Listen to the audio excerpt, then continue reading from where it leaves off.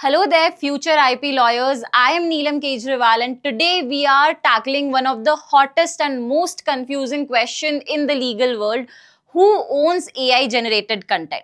From songs and poems created by AI to entire websites built by tools like ChatGPT, AI is everywhere.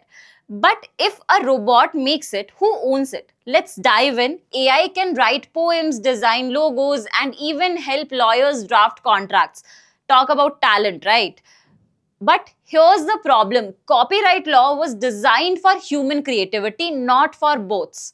Imagine Shakespeare 2.0, but it's your laptop. Who gets the credit? You, the AI company, or no one?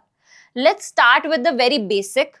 Under Indian copyright law, Section 2, Clause D of the Copyright Act 1957 defines an author as a human creator. So, traditionally, if you are not human, then that means no copyright for you. That means AI generated work can't technically have an author, at least not the AI itself. So, no, your laptop won't get any royalties for its next rap album. Well, sorry, Siri here. Let's talk about India's approach of ownership of AI generated content.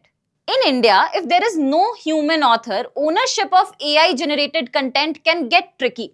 But courts and the law usually fall back on concept called person behind the AI. Let me simplify this further for you. Human inputs is equal to ownership. So if you prompt the AI and direct how it works, you are the author. If AI creates something fully independently with no human involvement, then the content might not have copyright at all. It's a gray area, but if you gave the idea and direction, Indian law generally says you are the owner. Think of AI as your assistant, not your competitor. Let's take a world tour and see how other countries are handling this AI chaos. In 2023, the United States Copyright Office said works created by AI alone aren't copyrightable. But if a human is involved in editing or directing the AI, they own the copyright. When we talk about UK, the law is more flexible. It says that for a computer generated work, the person making the arrangements is the author. So even if AI did all the writing, the person who set it up owns the rights. When we talk about Europe, it's still debating on this, but generally follows the human-centric view, that is, no human, that means no copyright for you. So don't worry, AI isn't going to steal your creative thunder, not yet at least. Here is a juicy real-life example for you. The Zarya of Dawn comic book, it was partly created using Midjourney AI. The US Copyright Office said only the human-written parts get copyright.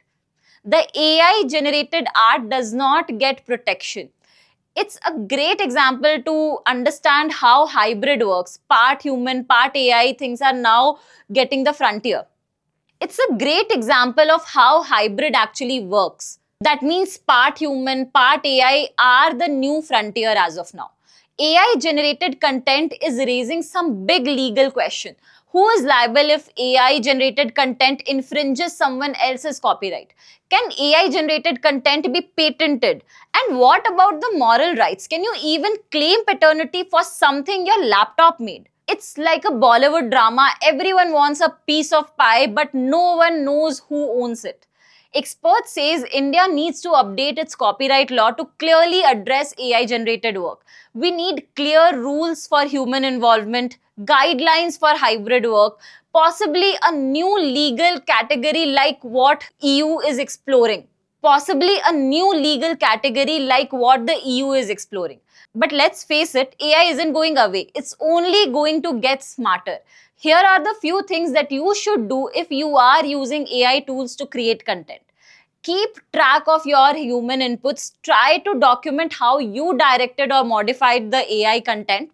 Register your work, especially the part you added human creativity to. Be transparent and disclose AI usage if you are working with clients or collaborators.